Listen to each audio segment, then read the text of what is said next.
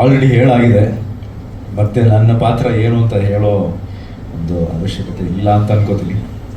ಬಹುಶಃ ತಮ್ಮೆಲ್ಲರಿಗೂ ಆಲ್ರೆಡಿ ಗೊತ್ತಿರಬೇಕು. ಕಾರಣಾಂತರಗಳಿಂದ ಹೆಸರನ್ನು ಹೇಳೋದಕ್ಕೆ ಆಗುವುದಿಲ್ಲ. ಬಟ್ ಇಷ್ಟು ಆಬ್ವಿಯಸ್ಲಿ ನಿಮ್ಮೆಲ್ಲರಿಗೂ ಗೊತ್ತು ಆ ಪಾತ್ರವನ್ನು ನಾನು ಮಾಡಿದ್ದೀನಿ. ಒಂದು ಅಪ್ಪನೇ ಹೇಳ್ದಂಗೆ ಗೆಸ್ಟ್ ಅಪಿಯರೆನ್ಸ್ ಅಂತ ಹೇಳೋಕ್ಕಾಗಲ್ಲ, ಸ್ಪೆಷಲ್ ಅಪಿಯರೆನ್ಸ್ ಅಂತ ಹೇಳ್ಬೋದು.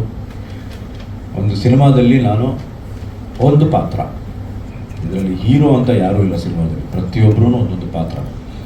ಸೊ ಮೊದಲನೇದಾಗಿ ನನಗೆ ಅಪ್ಪ ವಿಜಯ್ ಕುಮಾರ್ ಅವರು ಒಂದು ಕತೆ ಹೇಳ್ತಾರೆ, ಕೇಳು. ಸೊ ಅಲ್ಲಿವರೆಗೂ ನನಗೇನೂ ಗೊತ್ತಿರಲಿಲ್ಲ, ಅವರು ಏನು ಹೇಳಿರಲಿಲ್ಲ ನನಗೆ. ಸೊ ವಿಜಯ್ ಕುಮಾರ್ ಸರ್ ನಾನು ಫಸ್ಟ್ ಟೈಮ್ ಮೀಟ್ ಮಾಡಿದಾಗ ನನಗೆ ಅದಕ್ಕಿಂತ ಜಾಸ್ತಿ ಇವ್ರ ಪ್ರೆಷರ್ ಜಾಸ್ತಿ ಇತ್ತು. ಸರ್ ನೀವು ಕೇಳಿ ಅಲ್ಲಿ ಕೇಳೋದು ಏನಿದೆ, ನನಗೇನಿದೆ ಆ ಪಾತ್ರ ಅದರ ಪಿಕ್ಚರಲ್ಲಿ, ಸರ್ ಒಂದ್ಸರಿ ಕೇಳಿ. ಯಾರು ಏನೂ ಬಾಯ್ಬಿಟ್ಟಿರಲಿಲ್ಲ. ಸರಿ ವಿಜಯ್ ಕುಮಾರ್ ಸರ್ ನನಗೆ ನರೇಟ್ ಮಾಡಿದಾಗ ಈ ಥರ ಒಂದು ಕ್ಯಾರೆಕ್ಟರ್ ಬಂದು ಹೆಲ್ಪ್ ಮಾಡುತ್ತೆ ಅಂತ ಹೇಳಿದಾಗಲೇ ನನಗೆ ಗೊತ್ತಾಗಿದ್ದು. ಅಲ್ಲಿವರೆಗೂ ನನಗೆ ಮಾಹಿತಿ ಇತ್ತು, ಬಟ್ ಅಷ್ಟು ಮಾಹಿತಿ ಇರಲಿಲ್ಲ.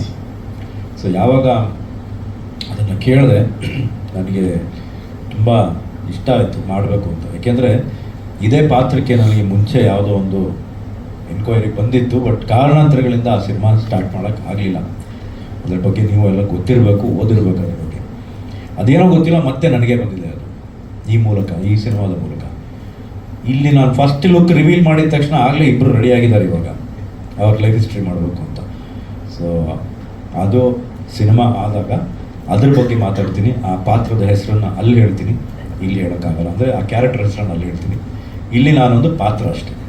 ಆ ಪಾತ್ರಕ್ಕೆ ಏನು ಹೆಸರಿಟ್ಟಿದ್ದಾರೆ ಏನು ಅನ್ನೋದು ನೀವು ಸಿನಿಮಾ ನೋಡಿದಾಗಲೇ ನಿಮಗೆ ಗೊತ್ತಾಗೋದು. ಸೊ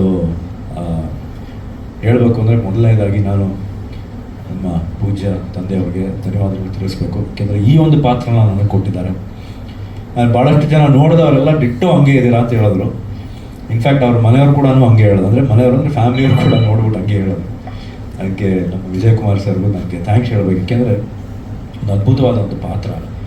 ಆಮೇಲೆ ಯಾವುದೇ ಆದ ಒಂದು ವೈಲೆನ್ಸ್ ಇಲ್ಲದೆ ಅಥವಾ ನಾವು ನೋಡೋ ಥರ ಒಂದು ಅಂಡರ್ವರ್ಲ್ಡ್ ಪಾತ್ರ ಈಗೂ ಇರ್ಬೋದಾ ಅಂತ ಒಂದು ಶೇಡ್ನ ಕೊಟ್ಟಿರುವಂಥ ಕ್ಯಾರೆಕ್ಟರ್ ಅದು. ಸೊ ಥ್ಯಾಂಕ್ ಯು ಸರ್, ನನಗೆ ಇದರಲ್ಲಿ ಒಂದು ಪಾತ್ರ ಕೊಟ್ಟಿದ್ದಕ್ಕೆ. ಹಾಗೆ ಅರುಣ್ ಅವ್ರಿಗೂ ಥ್ಯಾಂಕ್ ಯು, ನೀತಾ ಮೇಡಮ್ಗೂ ಥ್ಯಾಂಕ್ ಯು. ಮಣಿಕಾಂತ್ ಸರ್ ಬಗ್ಗೆ ನಾನೇನು ಹೇಳಬೇಕಾಗಿಲ್ಲ. ಸಾಂಗ್ಸ್ ನೀವೇ ನೋಡ್ತಾ ಇದ್ದೀರ, ಪ್ರತಿಯೊಬ್ಬರು ಅಷ್ಟು ಚೆನ್ನಾಗಿ ಮಾಡಿದ್ದಾರೆ. ಆಮೇಲೆ ನನ್ನ ಕ್ಯಾರೆಕ್ಟರ್ಗೆ ಬ್ಯಾಕ್ಗ್ರೌಂಡ್ ಸ್ಕೋರ್ ಅಷ್ಟು ಚೆನ್ನಾಗಿ ಮಾಡಿದ್ದಾರೆ. So it is very very very beautiful. ಹಾಗೆ ನಮ್ಮ ಪ್ರತಿಯೊಬ್ಬರು ನಮ್ಮ ಮೇಡಮ್ಸ್ ಇಬ್ಬರು ಕೂತಿದ್ದಾರೆ. ಅವರಂತೂ ಎಷ್ಟು ಚೆನ್ನಾಗಿ ಕಾಣ್ತಾರೆ ಸಿನಿಮಾಲಿ ಅಂದರೆ ಅವ್ರು ಗ್ಯಾರಂಟಿ ಕನ್ನಡದಲ್ಲಿ ಭಾಳ ದೊಡ್ಡ ನಟಿ ಅಂತೂ ಆಗ್ತಾರೆ, ಅದಂತೂ ಗ್ಯಾರಂಟಿಡ್. ಅದು ಭಂಡಾರಿ ಮೇಡಮ್ ಬಗ್ಗೆ ಗೊತ್ತಲ್ಲ, ನಾವು ನಾನು ಅವರು ಮಾಡಿದ್ದೀವಿ ಒಟ್ಟಿಗೆ. ಸೊ ಹಂಸಲೇಖ ಸರ್ ಬಗ್ಗೆ ಅಂತೂ ನಾನು ಇವಾಗಲೂ ಹೇಳ್ತೀನಿ, ನನ್ನ ಮೊದಲನೇ ಸಿನಿಮಾ ಇಷ್ಟರಲ್ಲೇ ಅನೌನ್ಸ್ ಮಾಡ್ತೀನಿ ಡೈರೆಕ್ಷನ್ ಆಗಿ. ಅದಕ್ಕೆ ಅವರೇ ಮ್ಯೂಸಿಕ್ ಡೈರೆಕ್ಟ್ರು. ಅದನ್ನು ಇಲ್ಲೇ ಅನೌನ್ಸ್ ಮಾಡಿ, ಏನು ಎತ್ತ ಅಂತ ಇನ್ನೂ ಹೇಳಲ್ಲ, ಒಟ್ಟಿನಲ್ಲಿ ಅನೌನ್ಸ್ ಮಾಡಿದ್ದೀನಿ. ಹಾಗೆ ವಿನೀತಾ ಮೇಡಮ್ಗೂ ಥ್ಯಾಂಕ್ ಯು, ಪ್ರತಿಯೊಬ್ಬರಿಗೂ ಇಲ್ಲಿ ಬಂದಿರೋ ಪ್ರತಿಯೊಬ್ಬರಿಗೂ ಥ್ಯಾಂಕ್ ಯು. ದಿವ್ಯಾ ಅವರೇ ನಿಮಗೂ thank you very much. Thank you so much. ಹಾಗೆ ನಮ್ಮೆಲ್ಲ ಅಸಿಸ್ಟೆಂಟ್ ಡೈರೆಕ್ಟರ್ಸು, ನಮ್ಮ ಕೊಟ್ರೇಶ್ ಆಗಿರ್ಬೋದು, ನಮ್ಮ ಪ್ರವೀಣ್ ಆಗಿರ್ಬೋದು, ನಮ್ಮ ಕ್ಯಾಮ್ರಾಮನ್ ಗಿರಿ ಸರ್ ಆಗಿರ್ಬೋದು, ಎಡಿಟರ್ ಆಗಿರ್ಬೋದು, ಪ್ರತಿಯೊಬ್ಬರಿಗೂ ನನ್ನ ಧನ್ಯವಾದಗಳು. ಏಕೆಂದರೆ ನನ್ನನ್ನು ಆ ಪಾತ್ರನ ಒಂದು ಸ್ಕ್ರೀನ್ ಮೇಲೆ ಬರೋದಕ್ಕೆ ನೀವೆಲ್ಲ ಕಷ್ಟಪಟ್ಟಿದ್ದೀರ. ಅದಕ್ಕೆ ಥ್ಯಾಂಕ್ ಯು ಪ್ರತಿಯೊಬ್ಬರಿಗೂ.